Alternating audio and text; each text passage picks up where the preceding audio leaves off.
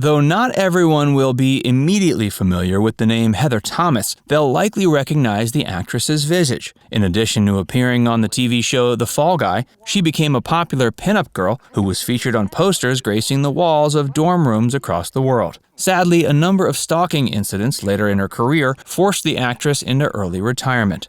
Thankfully, her writing career and family kept her going. Join Factsverse as we explore what happened to Heather Thomas, Jody Banks from The Fall Guy.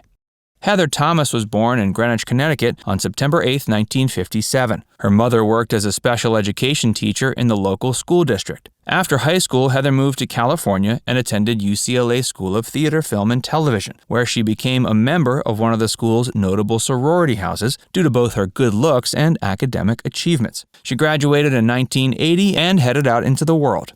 She had studied to become a writer and director, but the industry soon showed it had other plans for the young woman. She'd already dabbled in being on screen. As a 14-year-old, she'd been a host on the NBC series Talking with a Giant, where children were given the chance to interview celebrities. However, Heather didn't have plans to pursue an acting career as an adult. Still, she ended up finding it was easier for her to get gigs as an actress than it was to get work as a writer or director. Starting in 1978, she began gaining attention as a TV actress, taking on a variety of small roles. One of her earliest roles was on the show Co-Ed Fever, but the show was a flop with audiences and didn't make it for a full run. After the failure of Co-Ed Fever, Heather was offered the role of Jody Banks in The Fall Guy. The series starred Lee Major. Though the part of Jody had initially been written for Lee's wife, Farrah Fawcett, the two had since gotten divorced. Farrah had filmed the pilot, and now Lee was looking for a star to take over the role for the rest of the series. Lee and the producers ended up deciding on Heather, who soon became a sex symbol to rival Farrah Fawcett in her own right. This was due to both her popularity on The Fall Guy, as well as numerous photo shoots for magazines and posters that littered dorm rooms across the world.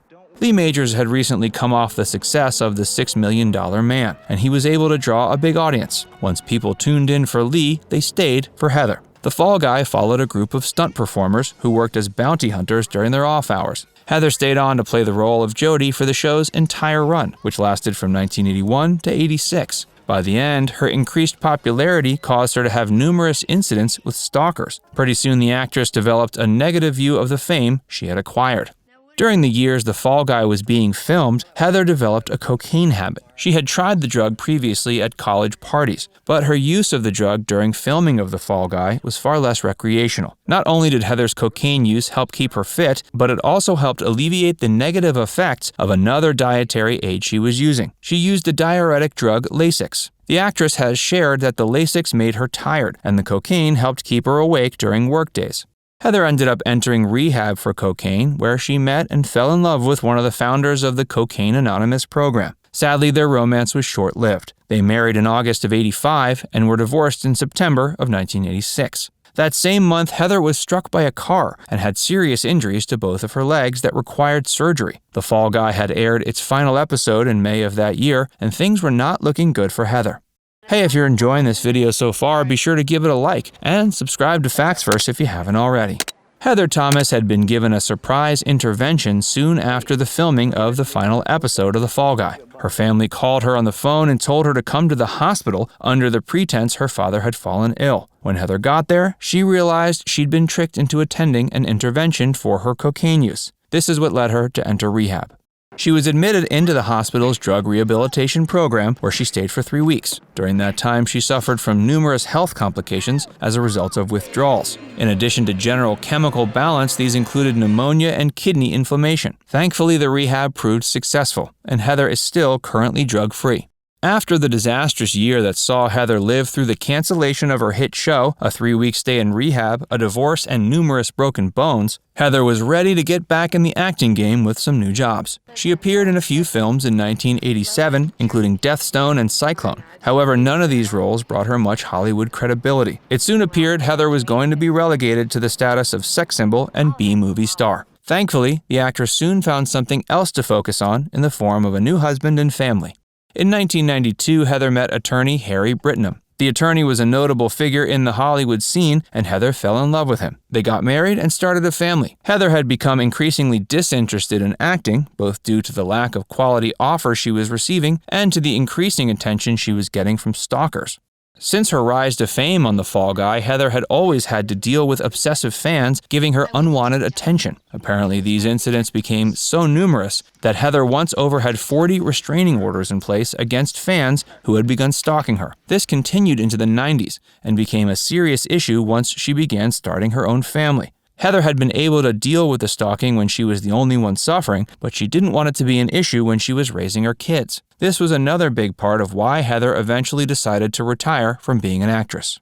Heather's last acting role before her official retirement was in the 1998 Billy Crystal comedy My Giant, in which she played a showgirl. The role proved a fitting swan song for the actress, who is now ready to rekindle her love of writing. She began writing numerous scripts, many of which she was able to get sold. However, none of the scripts she sold over the past few decades have been turned into film, which is a common issue for writers. After several years of selling scripts that never made it to production, she decided to write a novel. That way, people would finally be able to see what she had to offer. Her debut novel was released in 2008, and it was called Trophies. The story revolved around a trophy wife who functioned as an avatar for Heather herself. The story was inspired by Heather's life as the trophy wife of her husband Harry and how she helps her husband navigate the social scene. The novel was meant to change the perception that trophy wives aren't capable and knowledgeable individuals with skills of their own.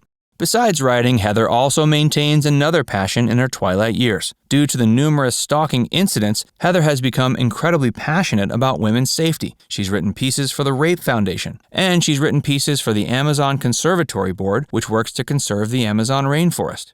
Now that her children are older, Heather has expressed that she's willing to get back into acting, but the only acting appearance she's made since her official retirement in 1998 has been in the 2014 film Girl Trash All Night Long. The obscure feature was based off the LGBTQ+ web series Girl Trash. It seems Heather may be interested in taking on more roles in the future and is also continuing to write. Perhaps one of her scripts will end up being turned into a major motion picture someday. Until then, you can check out Heather's debut novel, Trophies, and hope that more is on the way.